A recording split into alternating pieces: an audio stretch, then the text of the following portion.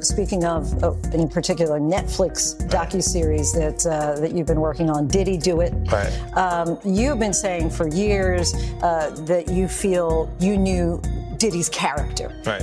Feeling comfortable with the way you represent the idea of going to this project. To come party with me. Yeah. And then that swayed me away from it. Just that alone. No.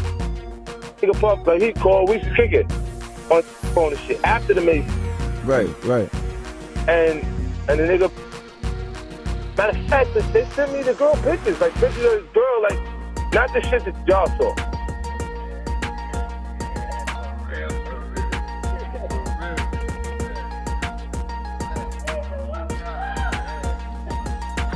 Now, Fifth, when you continuously call Puff, does that affect your relationships in Hollywood? I don't call him gay. I said, Let me read it, Fifth. Oh my God. Sorry I can no longer help you guys. Soon you will all be gay and happy. You are all now left under leadership of Puffy Daddy. Report to the nearest rainbow. Dinner Thieves in theaters January 19th. That's why he says things. He doesn't even know what he's saying is like fruity.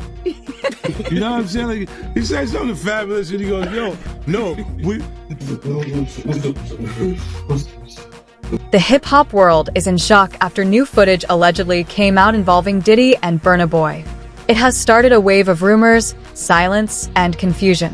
What began as a strong partnership between the African superstar and one of the richest men in rap has now turned into talk of control, contracts, and betrayal. Now 50 Cent is speaking up, breaking down what he believes really happened behind the scenes, and why the whole music industry suddenly seems nervous. In his straightforward style, 50 isn't just talking about a scandal. He's exposing how dangerous the world of fame can be when power is involved. The real question is, how far can your success go when someone else is secretly controlling your career? Isn't it weird that the government was so interested in Diddy's baby oil that they took 1,000 bottles away from his house? If the government took 1,000 bottles of baby oil and somebody had things what appeared to be baby oil, and then you have to listen to the prosecutor. He said that they seized 1,000 bottles what allegedly to be baby oil. Allegedly to be baby oil. So that's telling people that it wasn't baby oil. And people think that that was baby oil, they out their mind. I don't believe it was baby oil. Yo, bro, when they went up in there, they knew what they was gonna find. They knew what was ever in that baby oil or that those bottles that appeared to be baby oil, they knew about that at first. You gotta realize 9 times out of 10, that individual that got caught at the airport, that was supposed to be their carrier, told them what they was doing and what they had. I wouldn't put him past that he told them everything. So when they went up in there, they knew they had to take whatever was out there, and that thing that appeared to be baby oil, they took that. They got a test. Before the controversy, Burna Boy looked unstoppable. From Port Harcourt to the Grammys, his rise felt almost meant to be. He became one of the artists who brought African rhythms to the world stage. His partnership with Diddy on Twice as Tall was supposed to be the highlight of his global success, a true Africa to America collaboration. Diddy brought international reach, while Burna brought the unique sound. Together, they created music that crossed cultures and countries. But behind the achievements, there were quiet signs of trouble.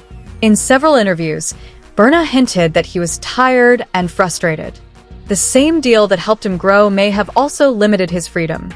Fame, he realized, can feel like a golden cage, shiny from the outside, but tight and suffocating on the inside. And it raises a deeper question. Can success feel real if someone else holds the power behind it? Let's see how many of those come back to be baby oil. Bro, listen to me. Costco don't sell that much baby oil. Where you know sell that much baby oil? Yeah, I don't know any store that sell that much baby oil. I know Costco, they came out and said that they don't even sell baby oil. My sentiments exactly. But you personally, right? What do you believe was in the baby oil? If you ever seen a massage parlor being raided and they walking out the people, do they take the massage oil with them when they go? No, they just walk out the people who are being arrested. If you ever seen a person get arrested and the people being arrested in those brothel houses, do they take out the stuff in the brothel houses? No, they don't. They take the individuals who are being arrested out the brothel houses. For them to take 1,000 bottles of baby oil, it's like that they did not leave one. They left people there, but they ain't leave not one bottle. Nobody needed no baby oil. So my whole thing about it is that there was something in that other than baby oil. That's why they took all the bottles. And 9 times out of 10, if I would give it a wild guess, it was, and like some of the people told me, it was probably that GHB. What's that? I think it's gamma hydrox.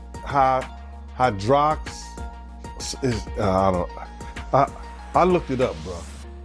Let me see. See if I can find it.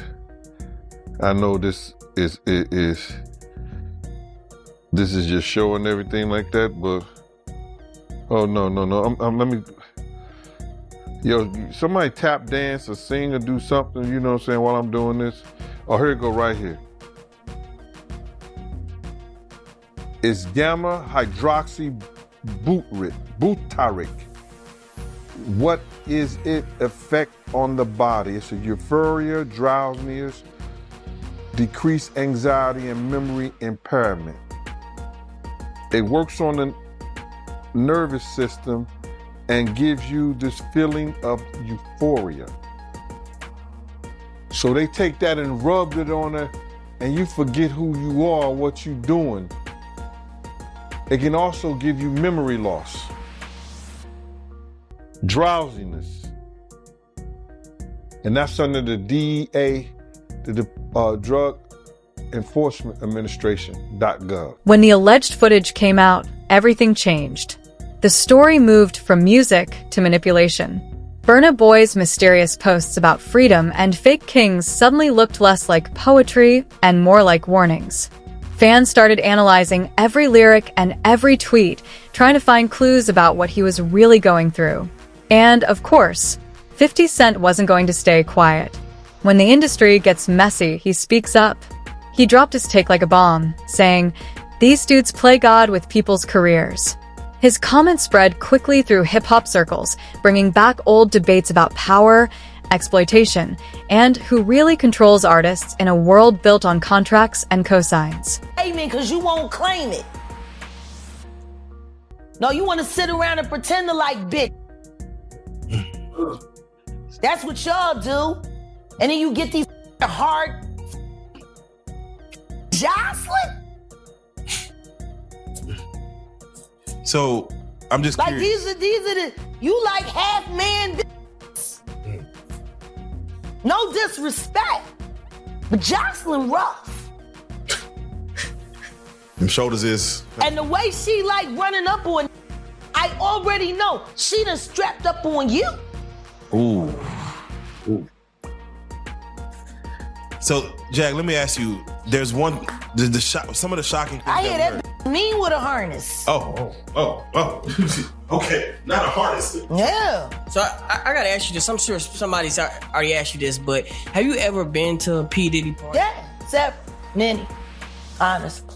And so, can you take us through like what goes on, like when you were there? What did I say when y'all asked me about why was the TD Jakes at the Diddy party? Yeah. What'd I say? Money. That's correct. Were you surprised that there were so many cameras in his houses? No. That he was recording these? He is the J. Edgar Hoover of hip hop. Okay. Y'all done seen him put on the pyramid with a skirt. So let me ask you, when you hear that Cassie was told to hire male escorts to come in what they call freak-offs now. Yeah. Is that something normal that happens in Hollywood? Yeah. Freak-offs. Yeah. Okay. Everybody know that. I've been saying it. Yeah. Yeah. How many times I got these is wild. So do you feel like people, when they hear pink cocaine, Young Miami has to bring across? Wait, the Tusi. Yeah, the Tusi. That's what they got. I found out. I talked to my drug guy. Because I wanted to be informed. Because people was calling it Tusi, that's calling it the Tunchi. I didn't know which one it was. So I talked to my drug guy, and my drug guy filled me in. And then it made perfect sense. Tusi. Talk to him. Drugs with Jaguar. Let's talk. Drugs education. 101. So Tusi is the cocaine. But they take the ketamine and cook it up. And they fold it into the cup. Now, if you don't know what ketamine is what they call on the street Special K. It's a veterinary drug. It's a horse tranquilizer. Now, gay men have been using this for years. See, back in the day, if you went to a gay party or a gay rave, there were certain drugs that you would always find on hand. Viagra, ecstasy, Special K, and cocaine. Now, see, the cocaine keep you up all night, but unfortunately, it gives you limp noodle because of what the blood flow is. So you would have hard dick all night. So that's why you have the Viagra, to make sure that the dick involuntarily stays hard while you're numbing yourself with the coke. Now, see, the ketamine, that's a horse tranquilizer, so that relaxes all your muscles. You could get by 80-ton gorillas. You wouldn't feel a thing. So now, your dick is gonna stay hard. You numbed up and you high. You got the ketamine in you, so you don't feel shit. And then you add the ecstasy to put in the feeling that you've now blocked out. And now you got a party. Freak-off cocktail. Contracts are the hidden strings of the music industry, and Diddy has always known exactly how to pull them. According to some sources, Burna Boy's deal reportedly gave Diddy partial control over royalties, distribution, and even touring rights. It's the kind of paperwork that turns creativity into calculation. Legal experts say that deals like this are common, but they often blur the line between partnership and ownership. When music becomes business, the artist often becomes the product. Burna's frustration may not just be emotional, it might be tied to the contract itself. In an industry built on image, it's the fine print that decides who truly owns the artist's soul. A lot of people want to hear these stories and everything like that because this is stuff that happened back in the day. And then maybe that if they knew there was going to ever be a YouTube or they knew there was going to ever be social media, a lot of stuff probably wouldn't have got played out like it did. But things happen and these are just stories from the past. I would like to use that as what you call that, just to clear the facts up what's going on. But it all started, we was in Atlanta. And this story starts when I'm with Puff and he's in the exotic bookstores and he's doing shopping, right? He's shopping, getting his stuff and everything like that. So, you know, this is the first time I was ever in an exotic bookstore with Puff. So, you know, I'm giving him his space. He's taking things off the shelves and stuff like that because they gave him a brown paper bag. When they gave him a brown paper bag, he was just putting stuff in there. So I said, damn, you know, he got to go put it on the counter and, you know, show everybody what he's getting. So as he's going, I'm just looking at the places where he's picking stuff from. So there's one part he picked up some things from up here on my left side. And then he picked like quite a few of them down. I'm like, okay. He put them in the bag. So when I went by there and I looked up there and it said butt plug. And I was like, hey, yo. I was messing with him. Because people don't understand, you know, we was like friends. He was a part of the same gang, so I'm still gonna tease him. I'm still gonna mess with him and everything like that. I could do that. It wasn't just no security thing. So I say, yo, what are you getting this for? And it said butt plugs, and he was like, yo, can I do my shopping by myself? I said, yeah, you can do it by yourself, brother. And he started walking and everything like that. When he got to, I just waited at the counter. When he got to the counter, he didn't even have to show the guy nothing. He just gave the guy a wad of money. I mean, like, he gave the guy a stack something like this. And Puff wasn't the dude that carried no 20s and no 50s and nothing like that. And I mean, like, he just said, boom. And we walked out the store. So we had to leave Atlanta and go to North Carolina for a show. You understand? And it was him, this rapper, Sarah, and this other girl. We all got on a G5 jet, and we flew to G4 jet, and we flew to North Carolina. So later on that, I think that afternoon, same day, this rapper and him, they all in the room together. You know, it's Sarah, the girl, Puff, and this dude, this rapper. As the controversy grew, fans began taking sides. Some accused Diddy of exploiting yet another rising star, while others argued that Burna Boy was turning against the very person who helped elevate him. Then 50 Cent poured fuel on the fire, saying, "That's why I own my masters. Nobody's ever gonna play me." His comment wasn't just shade, it was a warning. This fallout shows how quickly mentorship can turn into manipulation and how fast respect can transform into rebellion. In hip-hop, every partnership is also a power move. And when egos clash, even multi-million-dollar relationships can fall apart in an instant. It raises the question, when does a business partnership turn into a fight for control? At the door and stuff like that, like, yeah, so then next thing you know, somebody rang the doorbell. We had the presidential suite where we was at. So I opened the door, and the dude said, yo, I'm here for my cousin. I said, who your cousin? And he said, Ja Rule. I said, well, he busy right now. He said, he busy doing what? I said, he with Puff, they're in the room, they busy, they don't want to be bothered. He said, well, I'm going in there. I said, bruh, you ain't going in there, because he told me they don't want nobody to be bothering them. And he was like, yo, I don't care, man. I'm going in there. That bull like that. I said, yo, bro, Jesus Christ had to come down here and take the air out of my body before you get in that room right there. Watch. He tried to bum rush me. I grabbed him and threw him against the piano. When I threw him into the piano, Puff and Ja Rule runs out the room. Puff got his towel, Ja grabbing his towel, but they butt the naked. And so then Ja was like, yo, what's going on? Yo, G, that's my cousin. He know me well, you know, and Puff was like, yo, G, what happened? I said, he tried to get in the room. I told him he couldn't get in the room. And he was like, Puff looked at Ja. He said, yo, Ja said, you ain't want to go in that room. There's a lot of freaking going on. So I was like, oh, he said it was a lot of freaking going on. So that was basically that story, man. You know what I'm saying? They went back in the room. Dude felt a certain kind of way, and he left out. So I seen them at the concert the next day, and they tried to, you know, form up against me.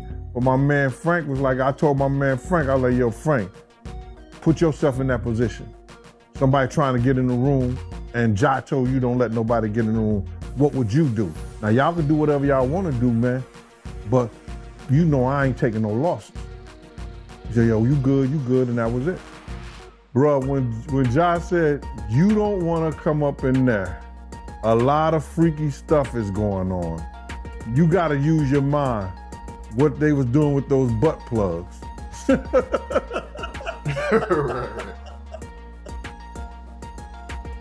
Yeah. The leaked material raises more than just questions about contracts. It forces a real moment of truth. What responsibilities do powerful figures like Diddy have when they mentor younger artists? And at what point does guidance quietly turn into control? Burna Boy's rise shows the painful reality of fame. The higher you climb, the less of yourself you truly own. 50 Cent's take cut through the glamour and exposed the hard truth. He treated the situation as a warning, a reminder that fame without freedom is just another kind of captivity. The struggle between power and creativity has existed for as long as music itself. But it's rare for it to explode this publicly. So the real question is, can mentorship ever be genuine when the power between two artists is so uneven? He's have enough money to He check. put the boots to that girl. She's supposed to be a good bitch. No matter who she with. All the time he putting the groom in her. Of course he thought it was still gonna work. He thinks he's God. Alright. He ain't doing shit. Raped the f out of that bitch, put the boots to her last time I seen her. Her and her trainer, boyfriend, husband. I don't get no. So you hear about stories of Diddy like shooting people, Yeah. blowing up cars. Yeah. Is he this gangster that behind the scenes that is that him? Or is that people Shout around? out to Wendy Williams, the first woman to uncover the homo thugs. That's what these down low bitches was called when Wendy first started talking about it in the 90s, the homo thug. She talking about Diddy. And then what's the stuff that's happening with Wendy Williams? You think this is all connection too? Of course. They've been waiting. He's been waiting. He was waiting for Kim. Remember? He was waiting. The casket was ready. She was literally casket ready. Some people are saying the whole Wendy Williams documentary that she's pretty much allegedly playing this way to keep herself safe from him, from any unaliving. It's been working for Orlando Brown. Why wouldn't it work for Wendy? To play crazy. Why wouldn't it work? Hey, no. Hey. The oosh gosh whoosh wash. Bop. Orlando's brilliant. Right. Yeah, Y'all spent time with him. we did. He's highly intelligent. Yes. Imagine what it's been like to wear this character for this long. No. I can only... That he does is a character. Actually, the shit he does online is the best acting he does. Is he speaking truth? Of course he is. You know? We seen Quiet on set. Major pain in his ass. Literally. Since he was a kid. Man. And in eating milk. Well, talking about expensive pain in his ass. Wait, this is Philly you're talking about now. Wait a minute, Jack. Me. Wait a minute. He's a f***ing Fruit Loop. He Diddy fried. This is Philly. He's a deep fried period. He Diddy fried. He Diddy fried. He the Diddy do our bop. Meek. Real rap. You think that audio that they put out was real? Yeah, that was him. Nicki put that out there. That Nicki recorded that at the off in the Calabasas. She been waiting to drop that shit on Meek. Oh, man. She just wasn't gonna tell nobody it was Diddy. But now that Diddy out there, why not? So then who's the guy who's claiming he recorded it? Oh, somebody that got paid? Yeah, he said like I was Yeah, standing somebody outside the that door. got paid. Yeah. Just like it wasn't seminal fluid that Justin Bieber was wiping away from his mouth when he brought his face up from Odell Beckham's groin in a club with Trey Songz on the lookout. The images are there. Diddy-fied. Hashtag no Diddy. Hashtag no. Beyond the rumors, the Burna Diddy's situation exposes a deeper truth about the music industry. Control is the real currency. Burna Boy's pushback might signal a bigger shift, a new generation of artists demanding ownership of their music, their image, and their story. 50 Cent's final words hit hard. The game doesn't change. Only the players do. It's a warning wrapped in wisdom. As lawyers get involved and the story keeps changing, the leaked footage may be more than just a scandal. It might be a sign of an industry that relies on keeping artists in check. The real question isn't who leaked the tape, it's who gains the most from keeping artists quiet when they finally try to speak up. Will this moment push the industry toward true artist empowerment, or will it end up as just another short-lived controversy? It's all about the money. They saw what he did to Cassie. With the kicking, the punching. They saw what they did to Cassie. They know that nobody in America liked that. So now, these people are represented by a brand. Whether it's something about the music, clothing,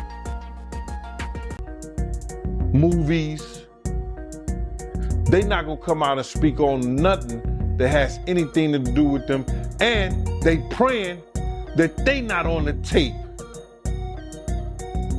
doing crazy stuff, being oiled up in the whole 9 yards. They praying. So until the feds say, hey, yo, listen here. We got you on, hey buddy, we got you on this tape, and girl looked like she was pretty young.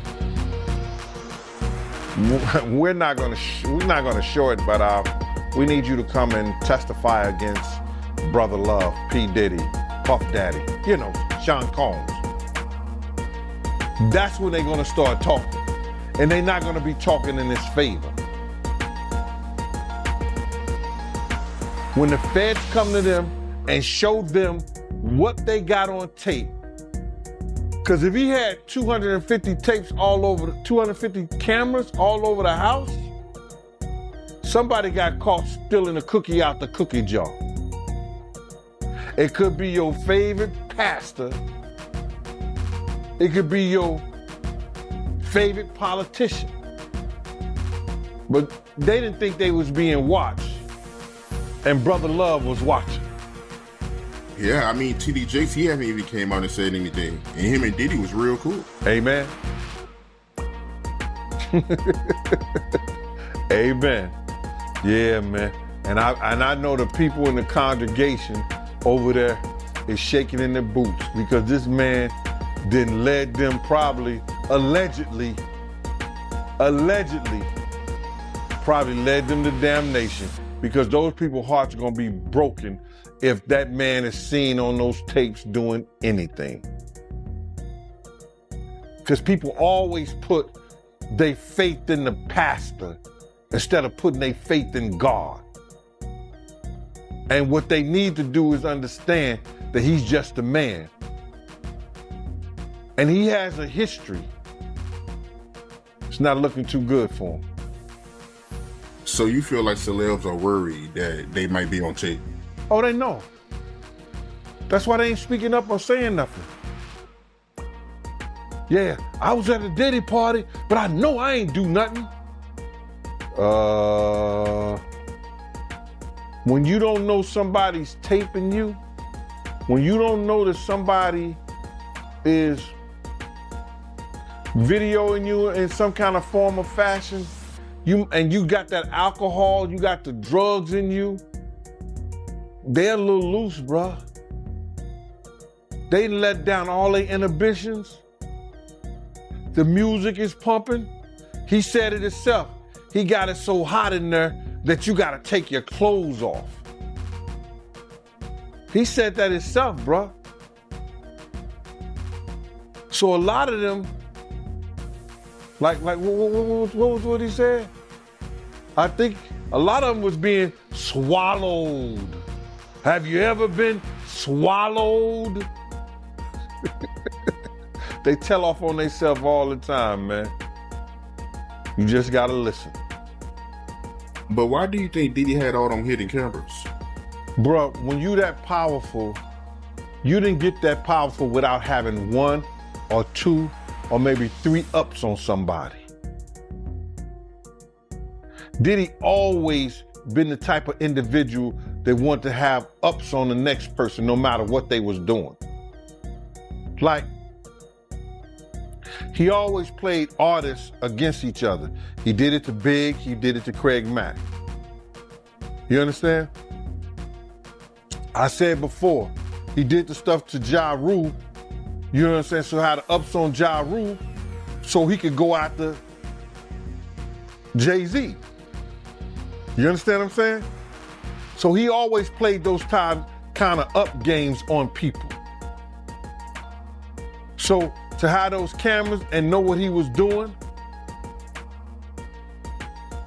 it's gonna give him the ups on everybody who came to that party. Even your favorite basketball player.